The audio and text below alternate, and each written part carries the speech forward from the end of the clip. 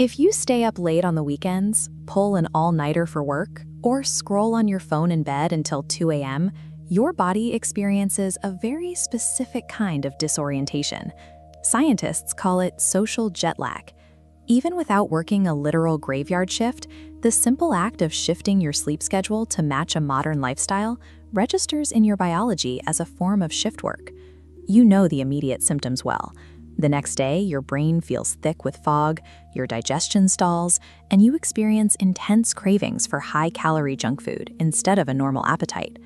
Look at this list detailing the diseases linked to circadian disruption.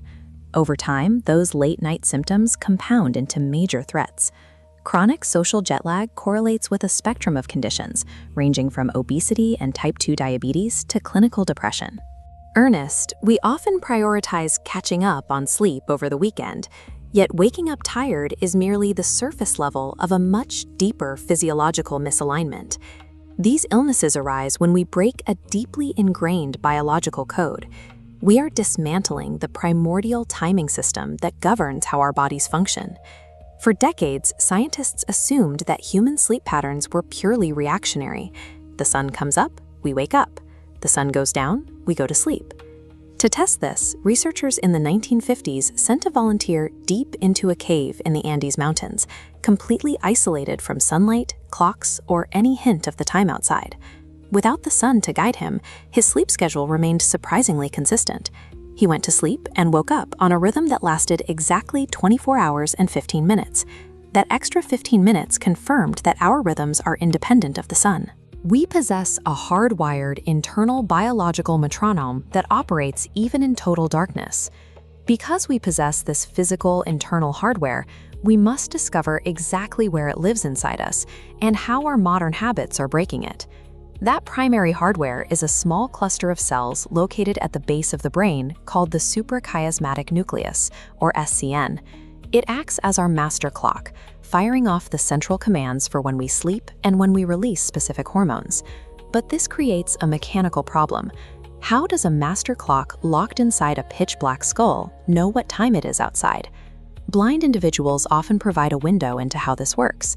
Many who lack the rods and cones needed to see images can still physically sense daylight to synchronize their sleep rhythms. Researchers discovered the reason in 2002. We have a hidden light sensor inside our eyes called melanopsin. It is a system entirely separate from the vision-based cells that allow us to see the world. Melanopsin ignores shapes and details. Instead, it is highly sensitive to blue light wavelengths. When blue light hits your eye, melanopsin signals the master clock that the sun is up and it is daytime. As VO says, this diagram outlines how our modern screens exploit that specific biological loop. Looking at the bottom left section, bright screens emit blue light at night, which reduces our sleep hormone, melatonin, and keeps us wide awake. By staring at a phone or laptop at 11 p.m., we are biologically tricking our master clock into launching its daytime processes in the middle of the night. For a long time, the brain's master clock was considered the only timekeeper we had. Then, in 1997, a researcher named Jeff Ploutz fused fruit fly clock genes with a fluorescent glow-in-the-dark tag to track their biological cycles. Ploutz chopped up a few of the flies for a separate test, only to find that the severed wings, antennae, and legs were still glowing and dimming on a perfect 24-hour cycle, completely isolated from a brain. This revealed that the brain isn't running the show alone. Every individual organ, the liver, the gut, the skin, maintains its own independent clock.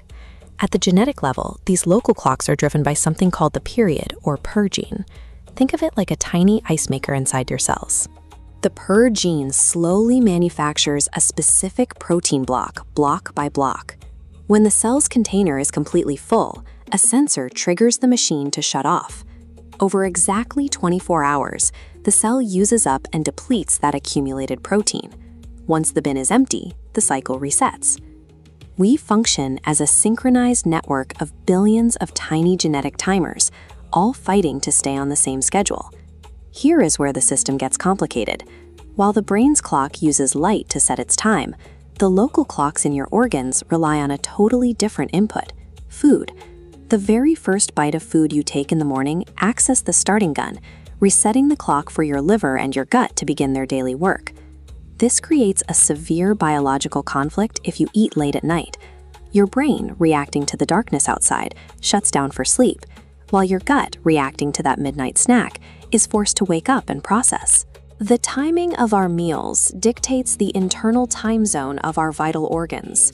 Zooming out, you can view the entire human body as a complex intersection where every physiological function is regulated by a massive system of traffic lights. Look at this breakdown of the body's daily rhythms.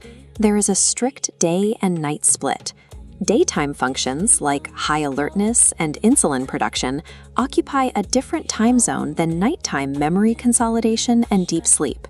The body cannot execute all of its jobs at the same time. A physiological traffic jam occurs when we send conflicting signals. Flooding the brain with blue light at midnight while forcing the gut to break down a late dinner turns the traffic lights green in all directions. The casualties of this pileup are severe. Routine cellular repair halts. Toxins that should be flushed from the brain are left to build up.